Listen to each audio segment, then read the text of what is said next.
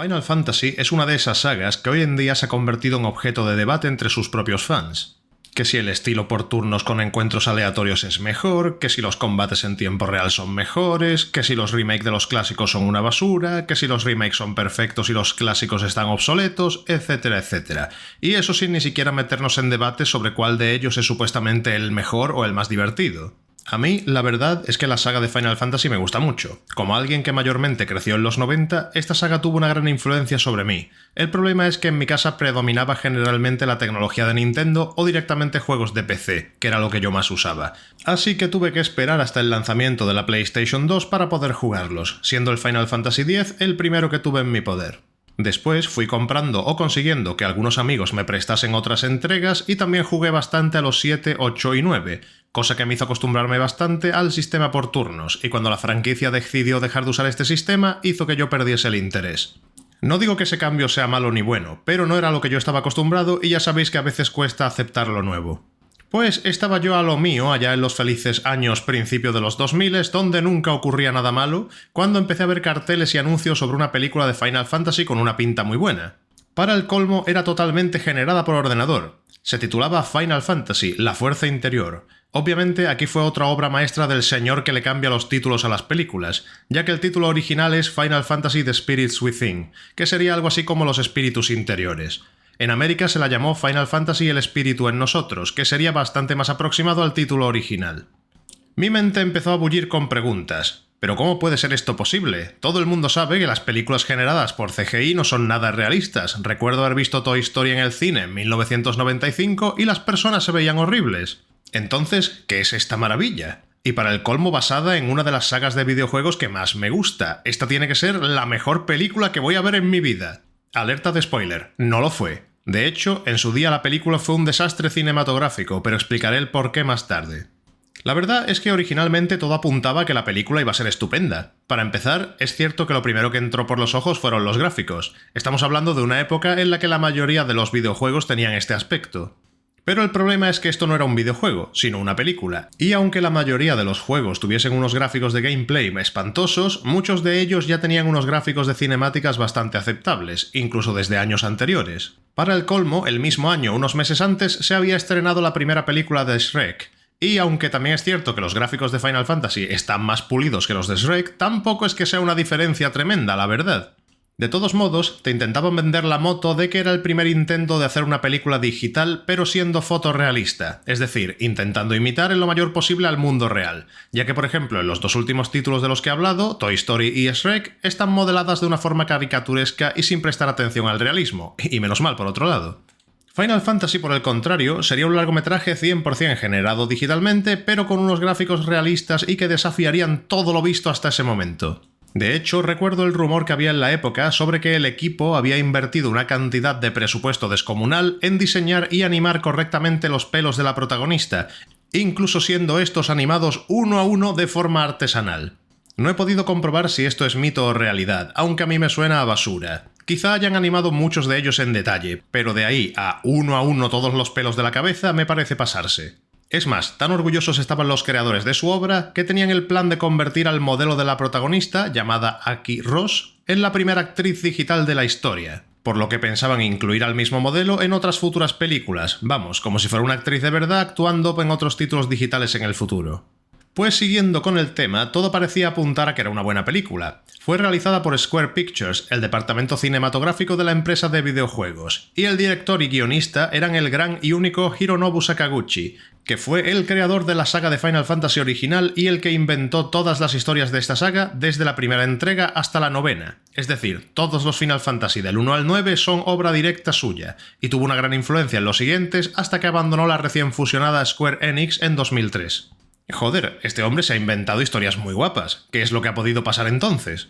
Pues según se sabe, desde que Sakaguchi escribió el guión, este sufrió más de 50 transformaciones. De hecho, el título original iba a ser simplemente Gaia, e iba a tener un aspecto más exótico y elaborado como suele ser en los Final Fantasy, con armas raras, vehículos extraños, ciudades divididas a varios niveles. También iban a centrarse más en detalles de los problemas que tenía la sociedad, como falta de oxígeno, y lo peor de todo es que iba a haber una legión de tropas francesas como parte de un ejército internacional. Mira, eso no me importa que lo hayan quitado.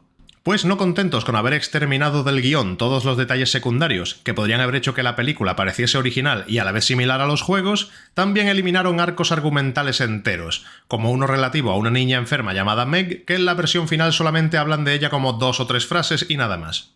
Pues viendo que ha sufrido 50 cambios de guión, empieza a parecerme menos raro que el resultado final no fuese el esperado, ya que probablemente lo que llegó a nosotros no fue ni el 1% de lo que el pobre creador original tenía en mente cuando empezó el proyecto. Desgraciadamente, todo esto causó que la producción tuviese también un coste mucho más elevado al inicialmente previsto, costando un total de 137 millones de dólares del año 2001, que ajustado a la inflación sería como si hubiese costado unos 215 millones de tracas actuales. Pues para que os hagáis una idea de la magnitud del batacazo que se llevó este film, con los precios ajustados a día de hoy, de los 215 millones que costó, solamente consiguió recaudar mundialmente unos 135. Esos son unos 80 millones de pérdidas solamente del propio desarrollo de la película. A eso además hay que sumarle muchos costes de postproducción y de publicidad que normalmente también suelen ser muy elevados. Y además tengamos en cuenta que este título tuvo una publicidad bastante agresiva, así que seguro que se dejaron bastante. Tan mal le fue a la pobre Square Pictures que se considera que este fracaso fue el responsable directo del cierre del estudio, y además la propia compañía Square de videojuegos quedó debilitada, iniciando una serie de procesos que acabarían desembocando en la fusión con Enix, convirtiéndose en el Square Enix que tenemos a día de hoy y que mucha gente considera que desde que ocurrió eso, los videojuegos han ido perdiendo bastante estilo y calidad. Y menos mal que Square tuvo algo de suerte después de todo, ya que el largometraje se estrenó el 11 de julio de 2001 y solo 8 días después, el 19 de julio, salió a la venta el Final Fantasy X, que se convirtió en uno de los 20 juegos de videoconsola más vendidos de la historia, ganador de montones de premios y considerado por varias revistas como el mejor videojuego de todos los tiempos. Así que si no hubiese sido por eso, es bastante probable que la propia Square entera se hubiese arruinado por culpa de esta película. Pues bien, ahora que os he puesto en situación, veamos juntos este largometraje de forma resumida para descubrir si de verdad es tan mala como han mostrado las cifras o por el contrario simplemente fue víctima de la mala suerte. Así que allí voy. Atención, este vídeo contiene muchos spoilers. Es posible que se me escapen detalles o secretos, no soy perfecto. Las cosas que digo aquí son mi opinión y experiencia personales, en ningún momento pretendo estar en posesión de la verdad absoluta. La película empieza con una vista de lo que parece ser Sevilla en verano, pero supuestamente es un planeta alienígena. Ahora podemos ver a la protagonista, llamada Aki Ross, a la que le da el sol en la cara para que podamos ver cómo se le contraen ahí las pupilas y también se le mueve mucho el pelo con el viento, para que veamos cómo se porta de bien ese pelazo. Aki escucha unas explosiones a lo lejos y entonces despierta a bordo de una nave espacial. Al parecer, desde hace un tiempo tiene el mismo sueño todas las noches sobre el mismo planeta, pero no sabe por qué. Ahora, mientras flota en gravedad cero para que puedas ver lo guapo de la animación del pelo, te dice que unos seres llegaron a la Tierra hace 34 años a bordo de un meteorito, y que ahora la humanidad vive refugiada en ciudades escudos y no sabe si ella estará a tiempo de salvar la Tierra. Ahora vemos que desciende en su nave hasta la superficie de la vieja Nueva York. Allí vemos que la ciudad obviamente sufrió algún tipo de catástrofe ya que está llena de cadáveres y cosas así. Aki aterriza en medio de la Quinta Avenida y lanza una bengala, y así podemos ver que por suerte los anuncios de los patrocinadores como Pepsi, Sony y Square han sobrevivido a la catástrofe. La protagonista parece estar buscando algo con la ayuda de un minimapa holográfico y también lleva un sospechoso visor en uno de sus ojos. Avanza con cuidado mientras lanza más bengalas de estas, que en un momento dado empiezan a revelar a unos extraños seres fantasmales, cosa que parece asustar bastante a Aki. O sea que el visor en las bengalas es para poder ver a estos seres que de otra forma son invisibles. De todos modos, eso no impide que siga en busca de lo que sea que esté buscando con gran diligencia. Súbitamente, llegan unos soldados que caen del cielo amortiguando su caída con una especie de airbag de moco espiritual y empiezan a disparar a los fantasmas.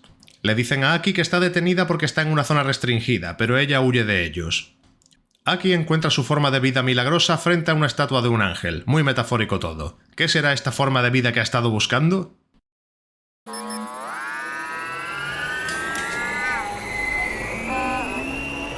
Aki extrae la planta mientras los soldados la protegen de los fantasmones que parecen poder atravesar paredes y emerger desde debajo del suelo sin ningún problema. Si pueden hacer eso, ¿por qué no tienden emboscadas directamente en los pasillos más estrechos o atacan desde abajo del suelo directamente? ¿Y qué tal si no, Scott? Finalmente, todos consiguen escapar en un transporte militar, y allí uno de los militares le echa la bronca a Aki porque ha puesto en peligro su vida y la de sus hombres. A lo que la protagonista responde que básicamente se la suda y que la planta esa bien vale su vida y la de todos sus hombres, y que ella no pidió que la salvasen de los fantasmas ni nada. Ah, vale, estupendo. La próxima vez dejaremos que te maten, serás un buen abono para tu puñetera planta. Pero, dramático giro de los acontecimientos, entonces el militar se quita el casco y resulta ser alguien llamado Gray Edwards, un antiguo amigo e interés romántico de la protagonista. Como podéis ver, se han molestado en que tenga una belleza masculina estereotípica con una gran mandíbula y un hoyuelo. Aquí también conocemos a casi todo el resto de los personajes con algo de importancia en la película, que serían el resto de la escuadra, cada uno con una personalidad bastante pobre y estereotípica. Además del Capitán Gray, que es el típico líder justo, perfecto y diligente, también tenemos a Neil, que tiene la típica personalidad de pervertido cutre que intenta ser gracioso haciendo chistes de mierda durante toda la película. También tenemos a Jane, que es un intento pobremente ejecutado de una mujer fuerte, pero eso simplemente lo traducen a que casi no tiene frases o importancia en la película, excepto para que hagan 1.000.000 de bromas sobre que parece un hombre. Ya sabéis, porque es musculosa. Dios me salve de ver una mujer musculosa, porque pensaré que es un hombre y le pediré que se venga conmigo a mascar tabaco, mear sobre la nieve y otras cosas de hombre del mundo de los tópicos. Y por último tenemos a Ryan, al que directamente imagino que se quedaron sin ideas para una personalidad, así que decidieron no darle ninguna. Se podría decir que su único rasgo distintivo es que, por así decirlo, es el más simpático y amable del grupo. Los protagonistas llegan a la nueva Nueva York, que es un trozo de la isla de Manhattan que han convertido en una ciudad de escudo rodeada por unas brillantes pantallas de luz. Tras esto, les hacen pasar por un escáner para ver si tienen material residual de los fantasmas, ya que a veces, si un fantasma te toca levemente, en lugar de matarte, que es lo que suele pasar, queda un poco de material fantasmal en el interior de tu cuerpo y acaba con tu vida en pocas horas. El capitán dice que no quiere pasar por el escáner porque dice que es malo para la salud, momento que el pervertido aprovecha para hacer chistecitos sobre su esperma. ¡Ay, mi esperma! Finalmente acepta, pero parece que está infectado por material fantásmico, cosa que provoca una alarma brutal entre todo el personal y se lo quieren llevar a una zona de aislamiento para dejar que se pudra allí. Aquí insiste en usar un láser que usan para tratar estos casos, pese a que se supone que el material fantasma ya está tan profundo en su cuerpo que el proceso lo mataría. No obstante, por el poder del guión, Aki consigue salvarle la vida sin causarle secuelas ni nada. Tras esto pasamos a otra escena donde conocemos a otro personaje llamado Dr. Sid. Aki parece ser una científica que trabaja con este hombre, que es un genio y que también es el responsable directo de descubrir la energía de los fantasmas y demostrar que también existe una energía similar dentro de absolutamente todos los seres vivos. Gracias a eso fue capaz de inventar escudos de energía que mantienen a todo el mundo vivo, las armas que destruyen fantasmas, fuentes de energía poderosas que usan como combustible muestras de tejido vivo y básicamente todo lo que mantiene a flote a esta moribunda humanidad. El Dr. Sid, junto con la protagonista, están ahora investigando un proyecto para eliminar a los fantasmas por completo, pero para ello necesitan 8 espíritus especiales. ¿Por qué exactamente 8? ¡Lo pone en el guión! También le dice a Aki que a la gente no le gustan sus teorías y que hay mucha gente en el gobierno esperando cualquier excusa para quitarlo de su puesto. Le enseña entonces un diario que escribió cuando él era joven, donde explicaba la hipótesis de que todos los seres vivos al morir regresan a Gea, al espíritu de la Tierra, y tras esto vuelven a renacer. Pero que tal como le ocurrió a Galileo, su teoría les puede costar la vida. Así que tira su diario a un incinerador y, recordad esto, le dice a la protagonista que borre cualquier escrito que tenga donde hable de este tema por ser demasiado arriesgado. Aki sigue teniendo sueños raros, pero cada vez se actualizan más. Ahora ve unos extraños alienígenas sospechosamente parecidos a los fantasmas de antes que luchan unos contra otros. Y ahora pasamos a otra escena en una reunión del gobierno, donde conocemos al malo de la película, llamado General Hein. Para que se note que es el malo, lleva siempre un abrigo de cuero negro, guantes, va bien repeinado y habla de una manera grandilocuente, moviendo mucho los brazos, gritando y enfadándose constantemente de manera bastante ridícula. El general está junto con el resto del gobierno del mundo para realizar una votación sobre qué hacer respecto a la guerra, específicamente si atacar o no los fantasmas en su propio meteorito desde el que llegaron. El general quiere utilizar un arma que llevan años desarrollando en un satélite, llamada Cañón Zeus, que básicamente es un láser de los de matar fantasmas pero a gran escala. El plan es bombardear el meteorito en el que llegaron los fantasmas alienígenas. El Dr. Sid explica que no es una buena idea hacer eso porque los fantasmas, al ser destruidos, hacen como los fantasmicos del Pac-Man y no mueren, sino que vuelven al asteroide original desde el que llegaron y renacen de nuevo. Y para el colmo, cada vez que alguien ataca el meteorito, las energías fantasmales penetran más y más profundo dentro del propio planeta. Por lo que si usan el láser, es posible que se entierren a tal profundidad que al final al disparar acaben dañando a Gea, al propio espíritu de la Tierra. Pero tío, acabas de decirle a Aki que no le cuente esto a nadie y ahora vas tú y lo sueltas ahí delante. De todos modos, por alguna razón, todos los que están en la conferencia se descojonan ante tal idea y le dicen al científico que está hablando de cuentos de hadas. A ver, comprendo que los humanos tendemos a racionalizarlo todo, pero estamos hablando de que el tío que te lo está contando no es cualquier flipado, es el descubridor de la energía fantasma e inventor de toda la tecnología que usáis ahora mismo y literalmente el responsable directo de que todos los presentes estén respirando. Vale que tú personalmente no te lo creas si no quieres, pero otra cosa es descojonarte en la cara de este pobre hombre. De todos modos, el doctor dice que existe una alternativa al cañón Zeus. Entonces expone su plan. Al parecer, los fantasmas alienígenas existen en un determinado espectro de ondas. Si son capaces de replicar un opuesto exacto, esto hará que se neutralicen y dejen de existir.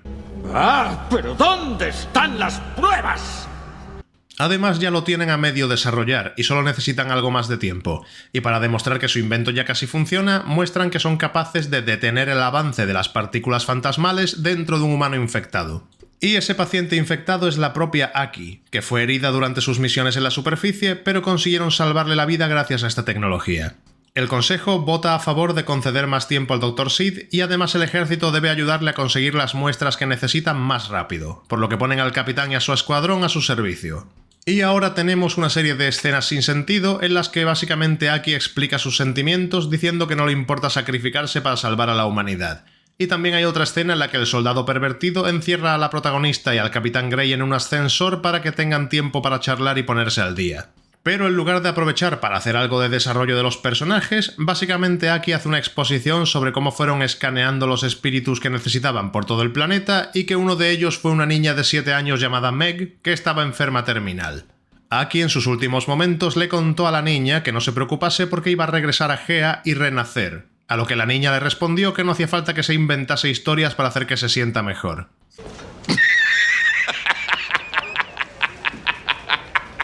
Es que estos pobres no consiguen ni que una niña se crea sus movidas. Ahora vemos que el Capitán Grey es llamado ante el General Hein, que le dice que como Aki está infectada con materia fantasma, no es de fiar, ya que puede estar siendo controlada por el enemigo, así que debe encargarse de ella de inmediato si se comporta de la manera más mínimamente sospechosa. El capitán parte con los demás soldados protagonistas y un par de fiambres al siguiente lugar donde han descubierto un espíritu compatible, básicamente en medio de un campo en el desierto donde hubo lugar una gran batalla contra los fantasmas. Aquí vemos que todavía quedan algunos animales, aunque me pregunto yo qué demonios comen si se supone que no hay ni plantas. Allí descubren al séptimo espíritu dentro de la mochila de un soldado muerto, que como ya expliqué, usan tejido orgánico vivo para generar energía. También me pregunto qué ha estado comiendo ese tejido vivo durante tanto tiempo, pero bueno. Y oye, ¿esto significa que puede haber espíritus de bacterias o para tener espíritu necesitas ser pluricelular? Entonces los soldados son atacados por unos fantasmas pero distintos a los que hemos visto hasta ahora, unos con apariencia insectoide gigante y otros voladores y con un aspecto bastante agresivo. Aquí ya podemos ver claramente que cuando los fantasmas te matan, literalmente es que sacan el alma de tu cuerpo y la destruyen. En este momento, Aki parece sentirse mal y se desmaya, así que todos huyen hacia la nave. Una vez allí, uno de los fiambres con casco opina que los fantasmas han sido atraídos por culpa de Aki y decide que hay que detener a la protagonista y llevarla a una prisión. El capitán se niega y tiene lugar una pelea dentro de la nave, mientras fuera de ella los fantasmas intentan zampárselos. Mientras Aki está inconsciente, tiene otra vez el sueño con los alienígenas. Esta vez además todos parecen detenerse frente a ella mientras algo muy grande explota en el horizonte. Los soldados vuelven a Nueva York y mientras vemos que el general se ha enterado de lo que ha ocurrido y ordena que detengan a todo el personal científico y confisquen sus datos, ya que obviamente han sido corrompidos por el enemigo. El general se pone muy feliz porque podrá demostrarle al gobierno que los científicos son todos unos traidores y que tienen que usar el cañón Zeus. Mientras, vemos que Aki está muriendo porque solo tiene 6 de los 8 espíritus, así que deben implantarle el séptimo que acaban de conseguir directamente en la placa del pecho donde tiene la materia fantasma.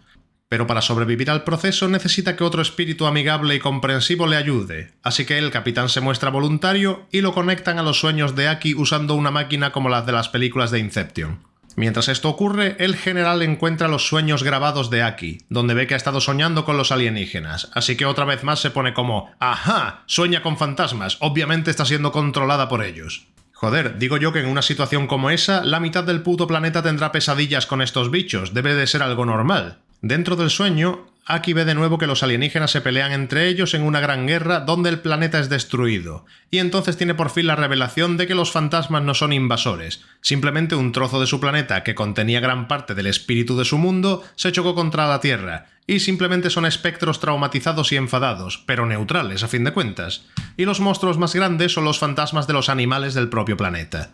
Pero son interrumpidos por el malo malote que los encierra a todos, y luego tiene una escena con un plano de cámara muy parecido al del Dr. Garra, donde explica que su familia murió a causa de los fantasmas y que hará lo que sea para destruirlos, bla bla bla. Y entonces llega una de las escenas más absurdas de toda la película. Para convencer al gobierno de usar el cañón, el general tiene un plan brillante. Básicamente quiere asustar a la población, desactivando un trozo del escudo de la ciudad y dejando que entren algunos fantasmas, solo unos pocos, para poder así destruirlos y meter presión. Además, está dejando que los fantasmas entren por una parte donde hay maquinaria y campos eléctricos muy peligrosos para asegurarse de que los enemigos avanzan exactamente por la dirección que él quiere y así poder emboscarlos y eliminarlos fácilmente. Pero, oh, increíble giro de los acontecimientos, resulta que los fantasmas son fantasmas. Pueden atravesar paredes y como ya están muertos, la electricidad y las cosas peligrosas se la sudan. Nada con vida podría sobrevivir en esos conductos. Es que no lo han sobrevivido, ya están muertos, socarjaula. ¡Que está muerto! De verdad, cuesta expresar con palabras lo tonto que es este hombre. Necesitas ver la película para experimentar lo absurdo de este ser en todo su esplendor. Para el colmo, la lucha hace que varios generadores eléctricos sean destruidos, haciendo que los barrotes láser de la cárcel donde están retenidos los protagonistas se desactiven y puedan escapar. La ciudad está siendo invadida en masa por los fantasmas, así que la única posibilidad que tienen de sobrevivir es escapar en la nave de la protagonista. Se hacen con un vehículo y van esquivando fantasmas hasta que tienen un accidente que deja incapacitado a Ryan, que no llega a morir aunque se queda bloqueado en el coche por culpa de una tubería clavada. Me duele un poco la cañería de plomo. ¡Eso es normal! ¿Qué pasa al siguiente? Se ofrecen ir a buscarlo con herramientas e instrumental médico de la nave, pero él insiste en que no, que lo abandonen. Así que llegan a la nave, pero no tiene células de combustible. Jane y Neil se van a buscarlas, pero ambos mueren en el proceso por culpa de los fantasmas. Entonces es el Capitán Gray el que intenta terminar el trabajo, y cuando parece que va a morir también, es salvado por Ryan disparando un arma desde el coche. La leche, tan cerca estaba el coche, tanto rollo y está a 100 metros de distancia de la nave y aún así lo abandonan, menudo compañeros de mierda. De todos modos, Gray consigue que la nave despegue y cuando parece que también va a ser abandonado allí, finalmente lo rescatan y se marchan al espacio, mientras vemos cómo Nueva York ha sido destruida. Aunque bueno, Gray y Aki por fin se besan, hace falta un poco de genocidio para encender la llama. Ahora vemos que el general subnormal también ha sobrevivido, aunque está a punto de suicidarse por lo que ha hecho. Pero antes de pulsar el gatillo, su poderoso intelecto concibe una nueva idea y parte rumbo a la estación espacial donde se encuentra el cañón Zeus. Mientras, los protagonistas supervivientes han descubierto que el octavo espíritu está en la zona cero del impacto del meteorito alienígena. Así que, en lugar de extraer ese espíritu y traérselo a la nave, tienen el plan de llevar a Aki hasta allí porque ella lleva en el pecho implantados los otros 7. Así que nada más encontrarlo, podrán activar rápidamente el arma destructora de fantasmas directamente y sin tener que esperar. Vaya, qué rápida y eficiente es la ciencia experimental de este mundo. Ahora pasamos a ver al general Retracas en la estación espacial, hablando con uno de los líderes del gobierno. Básicamente, le dice algo tipo: «Oye, que se ha destruido todo porque Aki es una traidora amante de los fantasmas». A lo que el tipo del gobierno le responde: vale, pues haz lo que te dé la gana entonces, vía libre, no comprobamos nada». Aki baja al cráter en un vehículo protegido con un escudo argontrínseco antiespectros. ¿Escudo argontrínseco? ¡Qué bien! ¿Qué es un escudo argontrínseco? Pero cuando está a punto de llegar, la zona es bombardeada por el cañón Zeus, lo que provoca que la energía fantasma se haga más poderosa, causando la aparición de un bicho gigante que me recuerda al del final de la película Evolution. Aki habla con el general subnormal, que básicamente le responde que le da igual todo y que va a seguir bombardeando sin descanso, lo cual provoca otra de las escenas más estúpidas de la película. Básicamente, a cada bombardeo, los fantasmas se hacen más poderosos y se entierran más en el planeta, hasta que podemos ver un resplandor azul que es la propia Gea, y como temían, el espíritu alienígena está empezando a invadirla. El general, con su gran y poderoso cerebro, al ver que sus bombardeos no hacen nada, decide bombardear más, y como sigue sin hacer nada, decide sobrecargar el arma para disparar un rayo muy potente que por supuesto tampoco hace nada. Entonces un mensaje automático de la propia estación Zeus le advierte que si intenta disparar de nuevo, la propia estación espacial explotará, porque no podrá soportarlo. ¡Ya lo sé! Y vuelve a disparar, así que todo explota y así es como muere este hombre, que creo que está en mi top 10 de los 10 malos de películas más imbéciles de toda la historia. Ahora vemos que los protagonistas están en el cráter, todavía sin tener ni idea de cuáles de los millones de alienígenas de alrededor es el octavo espíritu. Pero Aki, que también es bendecida con un intelecto superior, en ese momento de tensión decide ir al coche a dormirse una siesta. Literalmente se va al coche a dormir, no es una broma. ¿No os ha pasado a vosotros que alguna vez tenéis tantas cosas que hacer que os sentís abrumados y en lugar de trabajar os vais a dormir? Yo creo que aquí debe ser lo mismo. Y además, ¿cómo se ha quedado dormida tan rápido en un momento así? Debe haberse bebido una botella entera de vodka que llevaba en el coche o algo, porque si no, no me lo explico. De todos modos, al dormir, sueña de nuevo con los alienígenas y entonces tiene otra revelación, y es que el octavo espíritu efectivamente es uno alienígena, pero no uno de los que hay por ahí, sino el trozo que tiene contenido dentro de su propio cuerpo. Como podemos ver, ahora el trozo se muestra de color azul, que azul es bueno, no como rojo, que el rojo es malo. ¿Morada es fruta? Y gracias a los 8 espíritus, Aki completa el arma. Desgraciadamente, no pueden llegar hasta el malvado espíritu alienígena para poder inocularlo sin que uno de ellos muera. Así que Grey decide que, dado que ella le salvó la vida, es justo que ahora sea él quien le devuelva el favor. Así que se lanza dentro de la masa alienígena malvada junto con los 8 espíritus, cosa que produce que acaben desintegrándose y desapareciendo.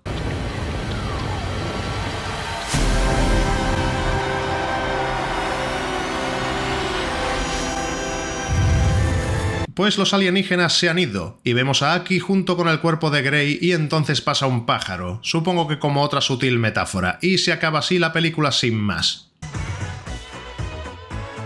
Ahora os voy a decir lo que pienso sobre el largometraje, centrándome primero en las cosas que me han gustado menos. Respecto a la historia, me ha parecido mal explicada, atropellada e incompleta. Me parece una historia muy simple, pero que se ha contado de una forma muy lenta y confusa que se acaba haciendo aburrida en muchos momentos. Podrían haber utilizado algo del tiempo del metraje para profundizar más en la historia, en cómo vive la gente en ese mundo posapocalíptico o en las personalidades de los personajes, porque decir que son planos es quedarse corto. Habría estado bien que hubiesen tenido que ir por el mundo recogiendo los espíritus, pero juntos como un equipo. Eso habría sido una dinámica mucho más parecida a la de los juegos RPG, ya que casi siempre consisten en un grupo que viaja por el mundo con un gran objetivo a largo plazo en mente. Pero en su lugar pierden tiempo en escenas que no aportan nada o exposiciones demasiado largas. Desde luego se nota que el guión tuvo muchos recortes, porque muchas veces la información está contada de una forma algo inconexa.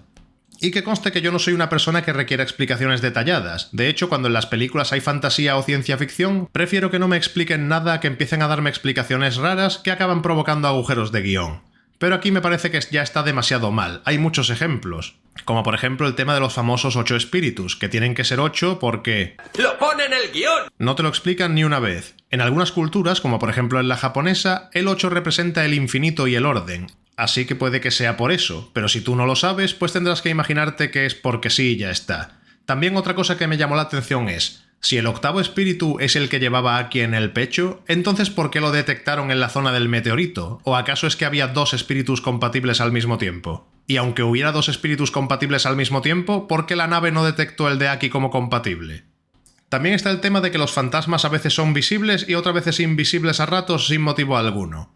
Al principio de la película son totalmente invisibles y necesitan usar bengalas y los visores de los cascos para poder verlos, pero conforme pasa la película es como si se aburrieran de tener que justificarlo y directamente dicen que ahora son visibles porque hay energía residual en la zona y con eso ya te das con un canto en los dientes. También me hace gracia que el Dr. Sid le da la turra a Aki para que no hable de Gaia, que si Galileo y todas esas mierdas, y ahora vas tú y lo sueltas literalmente delante del gobierno del mundo un minuto después. En fin, y podría seguir así un rato más. Cuando salió esta película, se dio mucho bombo con el tema de la animación, como si fuese la mejor cosa jamás creada hasta la fecha. Y voy a intentar criticar esto intentando lo más posible ser justo y situándome en el año 2001, ya que hoy en día si la ves no te va a parecer impresionante en absoluto. Hay muchos juegos de PlayStation 3 que son bastante mejores incluso con gráficos de juego, ni siquiera cinemáticas. Para empezar, es cierto que los modelos están bastante bien hechos, sobre todo para su época. Tienen unas proporciones correctas y realmente parecen humanos. Y bueno, los seres inertes como maquinaria, vehículo, etc. están bastante bien hechos y muchos escenarios incluso tienen esa sensación de Final Fantasy, aunque lo que tiene más mérito es animar seres vivos, por supuesto. Y aquí le hago 2 críticas principales. La primera es que mucho realismo en los modelos, pero muy poco realismo en las animaciones. Los personajes se mueven en general bien, pero todavía entran en muchas ocasiones un poquito en el famoso Uncanny Valley, donde puedes notar que, aunque es realista, hay algo que no está del todo bien y te genera cierta repulsión. Una cosa que no pude dejar de ver durante toda la película también son los hombros de Aki. Es como si el esqueleto 3D de la animación no se correspondiese bien con el modelo exterior, y es como si tuviese las articulaciones de los hombros donde no le corresponden. Además, no solamente que los tenga donde no debe, sino que hace unos movimientos que a menudo se ven bastante raros. Pero donde sobre todo se nota el problema de las animaciones es en lo referente a la cara. Las expresiones faciales son básicamente inexistentes. Salvo alguna excepción puntual y pobremente ejecutada, casi todo el mundo tiene una expresión neutral con la misma cara de pez sin emociones. Da igual que estén asustados, tristes o enfadados, tienen siempre el mismo registro exactamente. Parece que fueron a la Academia Crepúsculo para actores donde solo te enseñan a poner una cara. La segunda crítica es una relacionada con el famoso pelo de la protagonista, que tanto se fijaron en él que se les olvidó que el resto de los personajes también tienen pelo. Si veis esta película, fijaos bien, porque excepto a Aki, que se le mueve el pelo estupendamente con cada mínima ráfaga de viento, el resto de los personajes parece que se han echado 1 litro de fijador, porque no se les mueve ni un poquito. Y ya no hablo de los personajes masculinos, que todos llevan el pelo corto o directamente son calvos, sino los personajes femeninos con pelo largo, que o lo llevan recogido o si no lo llevan recogido, fijaos bien y veréis que por mucho que agiten la cabeza no se les moverá nada en absoluto. Ah, y otro detallito es que la grandísima mayoría de la película transcurre en entornos oscuros, que es un truquillo de las producciones con CGI porque al estar oscuro se ven menos las imperfecciones ya que tu cerebro rellena los huecos de lo que no puedes ver. Y bueno, una vez dicho esto, abordemos el elefante en la habitación. Cuando esta película salió, había 9 entregas de Final Fantasy publicadas, así que tenían material de sobra en el que inspirarse. De todos modos, las historias de los Final Fantasy, aunque comparten ciertos elementos comunes entre sí, suelen ser historias independientes, en mundos diferentes y que están inconexos. Así que esta película puede tener su propia historia y su propio mundo sin tener que justificar nada. El problema es que no lo han hecho seguir el estilo del juego, ni reflejar ninguna mecánica típica, como sería el poder hacer magia, hacer invocaciones, y ni siquiera se han centrado en el desarrollo de un grupo que viaja y combate juntos más allá de una escena o dos, y eso si eres generoso. Lo único que me recuerda un poco al Final Fantasy, en este caso al 7, es el concepto de Gaia, que se parece mucho a la corriente vital o el Livestream.